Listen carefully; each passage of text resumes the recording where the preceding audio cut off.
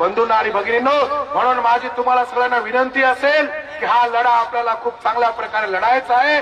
आता मागील 2 दिवस आम्ही मुंबईमध्ये याच गोष्टीसाठी याला नियोजनबद्ध कसं करता येईल यासाठी आम्ही बसून होतो।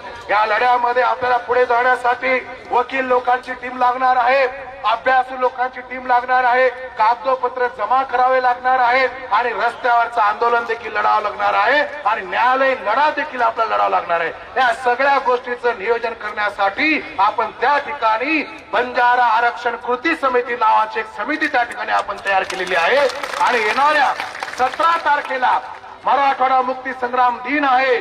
त्या दिवसापासून पुढचे जेवढे काय आंदोलन होतील, जेवढे काय नियोजन होईल, त्या बंजारा कृती आरक्षण समितीच्या नावाखाली आपल्याला चालवायचं आहे। कोणी कुठल्याही संघटनेचं नाव घेणार नाही, कोणी कुठल्याही पक्षाचं नाव घेणार नाही। पक्ष तुमच्या घरी ठेवा, संघटना तुमच्या घरी ठेवा, फक्त एकच लक्षात ठेवा, गोर बंजारा आरक्षण कृती समिती ही कृती समिती, त्या कृती समितीच्या माध्यमाने येणाऱ्या दिवसामध्ये आपला लढा लढायचा आहे आणि त्यासाठी आपण सगळ्यांनी तयार राहायचं आहे।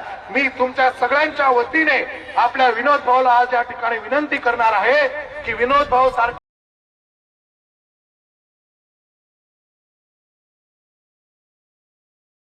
त्यांची तब्येत फार ढासळलेली आहे आणि आपल्याला सरकारला थोडंफार वेळ देखील द्यावं लागेल। एवढा पटकन आपल्या मागण्या मारणं होणार नाही, म्हणून तुम्हा सगळ्याच्या वतीने मी विनंती करणार आहे विनोद भाऊला, विनोद भाऊ आज सगळ्याच्या वतीने सगळ्यांच्या समोर मी तुम्हाला आश्वासन देतो की तुम्ही जा लढा सुरुवात केली, या लढ्याला तुम्ही सुरुवात